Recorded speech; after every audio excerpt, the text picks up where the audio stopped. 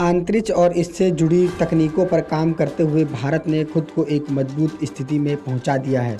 इन्हें वह आर्थिक रास्तों पर ले जाकर जमकर कारोबारी फ़ायदे कमा सकता है। इसका फ़ायदा भारत में कारोबारी व लोगों को होगा। भारत के अंतरिक्ष कार्यक्रम पर अंतर्राष्ट्रीय अंतरिक्ष स्टेशन यानी ISS के पूर्व कमांडर व अपोलो मॉडल्स के लेखक क्रिस हेडफील्ड ने यह दावा किया है। आदित्य L1 मिशन पर हेडफील्ड ने कहा है कि एक जीवन काल से भी कम समय में हमने GPS उपग्रह, मौसम उपग्रह, दूरसंचार, चंद्र अभियान, सूर्य अभियान देख लिए हैं। अब दौड़ अंतरिक्ष के लिए नहीं है, बल्कि अब इस बात की दौड़ है कि इन सभी तकनीकों को अंतरिक्ष आधारित फ़ायदेमंद कारोबारी में कौन बदल पाता है।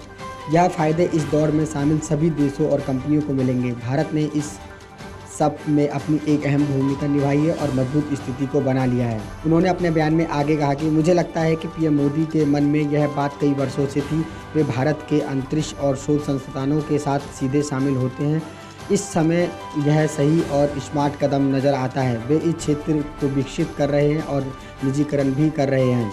इससे कारोबारों को फ़ायदा पहुंचेगा और इस तरह भारतीय लोगों को लाभ होगा। आदित्य L1 चंद्रयान 3 के मुकाबले करीब 4 गुना दूरी तय करेगा, लेकिन यह पिघलेगा नहीं, न सूर्य की गर्मी इसे नुकसान पहुंचाएगी। इसरो के अनुसार आदित्य L1 को सूर्य के ताप से बचाने के लिए कई परतों की ढाल लगाई गई है। यह यान को अनुकूल तापमान बनाने में मदद करेगी। सूर्य की ऊपरी सतह कोरोना करीब 5 लाख डिग्री सेल्सियस तक गर्म मानी जाती है। आदित्य भले ही इससे करीब 14.85 करोड़ किलोमीटर दूर L1 बिंदु पर होगा, लेकिन इसे सूर्य से आई गर्मी और विकिरणों का खतरा बना रहेगा। LLI के साथ यान को 1 महीने और अच्छी पर्यावरण शक्ति वाले पदार्थ एल्युमिनाइज्ड माइलर की कोटिंग है। माइलर एक तरह की प्लास्टिक है, इसमें एल्युमिनियम की भाप से परत लगाई जाती है। आदित्य में अन्य सुरक्षा परतें भी हैं। मिशन के उपकरणों को भी LLI किया गया है। LLI से यान के विभिन्न हिस्से सुनहरे नज़र आ रहे हैं। यह सुनहरी परत सूर्य की किरणों को परावर्तित करके आदित्य की सुरक्षा करेगी। आदित्य L1 मिशन की शुरुआत चरणों को आकार देने वाले इसरो के पूर्व प्रमुख UR राव को भी शनिवार को याद किया गया।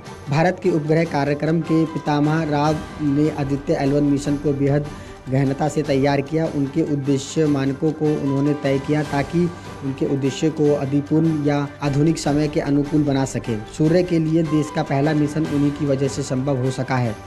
चंद्रयान 3 और मंगलयान मिशन से जुड़े लोगों में से एक का कहना है कि चंद्रयान या आदित्य जैसे अंतरिक्ष मिशन न केवल देश की तकनीकी और रणनीतिक लाभ पहुंचाते हैं, बल्कि आर्थिक और निवेश के संदर्भ में भी बहुत ठोस लाभ पहुंचाते हैं।